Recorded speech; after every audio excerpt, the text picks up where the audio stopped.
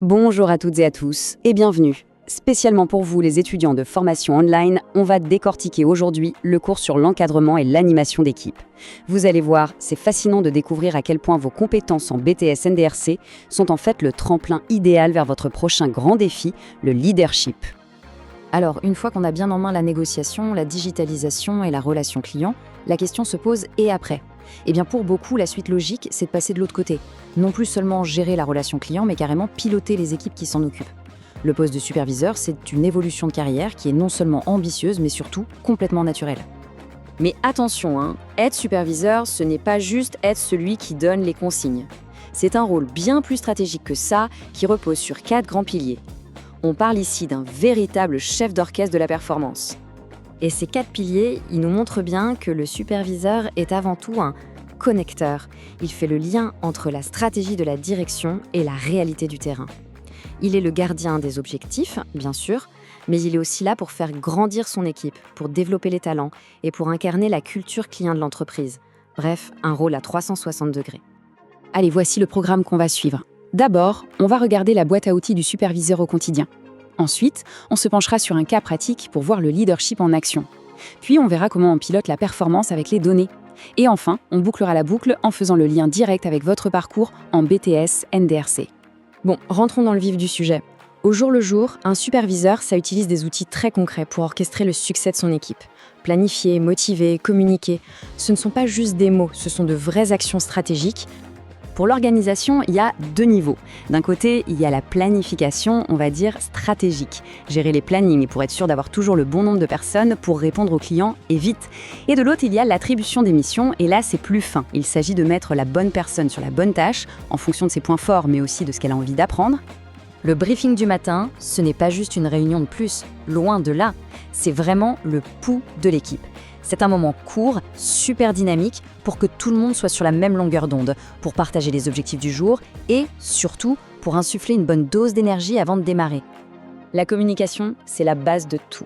Un bon superviseur, il sait fêter les victoires, mais il sait aussi aborder les points qui fâchent de manière constructive. Le fait d'expliquer les décisions de l'entreprise, d'être transparent, c'est ça qui va construire un climat de confiance. Et sans confiance, pas d'engagement. Et pour motiver tout ce petit monde, il y a un duo gagnant. D'un côté, on a les challenges collectifs, qui vont souder l'équipe, créer un véritable esprit de corps.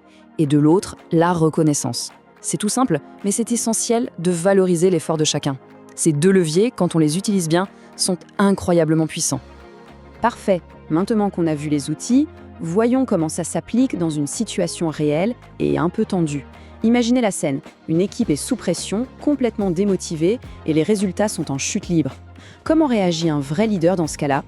Souvent, tout commence par une petite phrase, un retour du terrain, un collaborateur qui se confie « Franchement, l'ambiance est un peu lourde en ce moment. On sent la pression des chiffres et certains d'entre nous se sentent un peu dépassés, surtout avec le nouveau processus. » Et là, attention, c'est le moment clé. La première réaction du superviseur. Pas de reproche, pas un « il faut vous ressaisir ». Non, juste de l'écoute, de l'empathie. Je comprends que la situation soit difficile. Je suis là pour qu'on en parle et pour comprendre ce qui ne fonctionne pas. C'est une porte qui s'ouvre. Et grâce à cette approche, qu'est-ce qui se passe ? Les vrais problèmes finissent par sortir. On se rend compte que ce n'est pas de la mauvaise volonté de la part de l'équipe. Le problème, c'est un manque de formation sur un nouvel outil, des objectifs qui paraissent inatteignables et une communication interne un peu floue. Le tournant, il est ici. On passe du diagnostic à l'action, mais en mode collaboratif. Le superviseur n'arrive pas avec une solution toute faite. Il propose de la construire avec l'équipe. Pendant la réunion, on va identifier ensemble les priorités et mettre en place un plan d'action concret en 3 étapes. Ça change tout. Et le plan qu'ils construisent ensemble, il est simple, il est logique. Étape 1, on clarifie les processus pour que tout le monde sache exactement quoi faire. Étape 2, on lance un petit challenge pour redynamiser le tout. Et étape 3, on met en place des points réguliers pour suivre les progrès et s'assurer que ça tient la route. Passons maintenant à un aspect qui est au cœur de votre formation, la digitalisation. Un superviseur moderne ne pilote pas à vue, il ou elle utilise la donnée, les fameux KPI, non pas pour fliquer, mais bien pour aider l'équipe à s'améliorer de manière objective. Et là, il faut bien distinguer deux types d'indicateurs. D'un côté, les KPI individuels, comme le taux de résolution au premier contact, qui mesure la performance de chaque personne, et de l'autre, les KPI collectifs, comme le taux de satisfaction client, le CSAT, qui mesure l'impact global de toute l'équipe. Les deux sont importants. En fait, ces indicateurs, ils racontent une histoire complète. La résolution au premier contact ou la qualité de service, ça mesure l'efficacité de l'équipe, comment elle travaille. Les ventes ou la satisfaction client, ça mesure le résultat final, l'impact sur le client et l'entreprise. Un bon superviseur, il a toujours un œil sur les deux. Ce qui est génial avec la donnée, c'est que ça rend les choses hyper claires. Fini le flou. On fixe des objectifs précis et mesurables. Un CSAT à 95%, une résolution à 85%, un objectif de vente à 110%.